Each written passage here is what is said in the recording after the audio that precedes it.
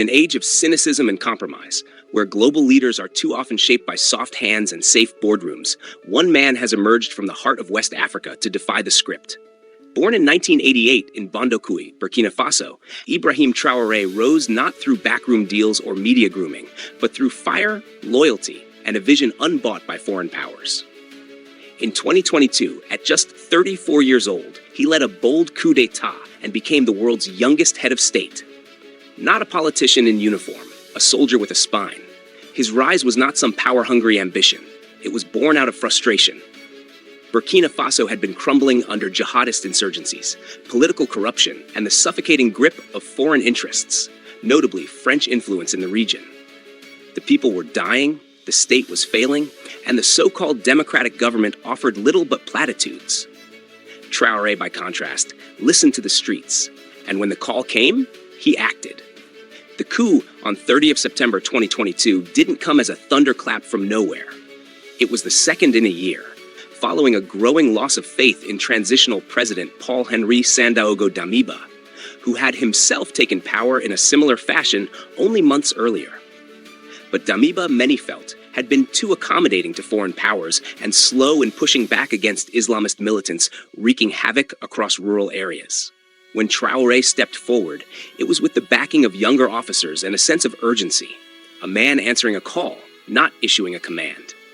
He didn't walk into power draped in luxury or ceremony.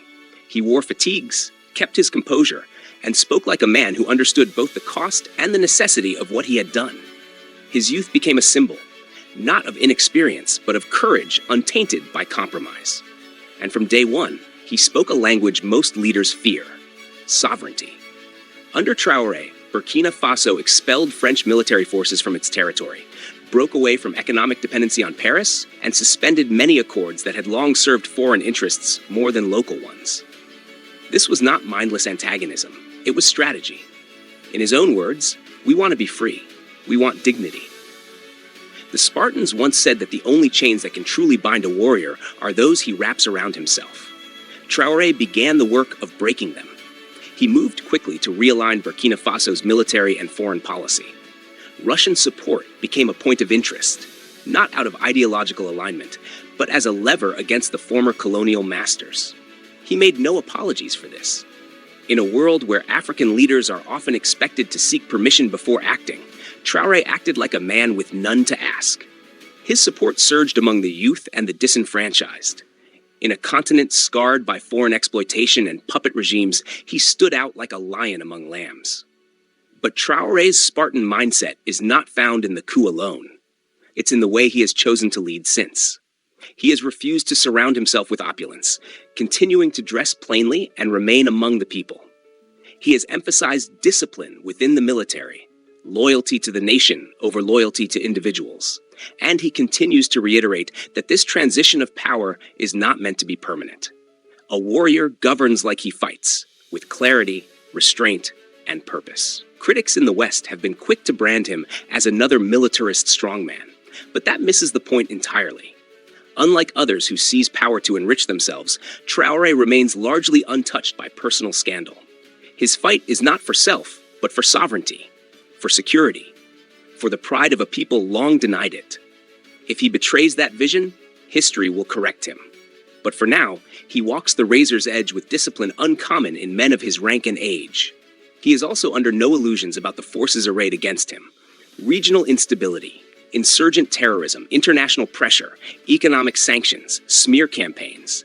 Yet he remains steady.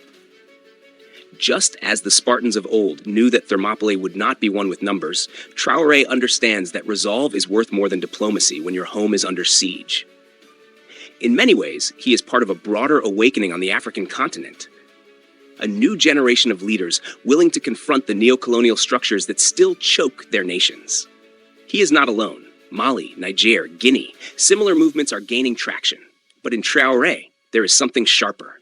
A young man who knew that waiting another decade would be too late. So he sharpened his blade and struck.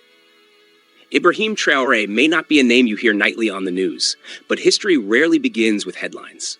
It begins with conviction, with defiance, with the courage to stand when others kneel.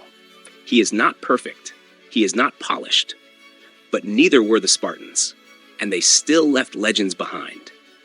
Order the Spartan Mindset today and embark on your journey toward becoming the leader your world needs. Let your struggles forge you into a warrior of character and resolve.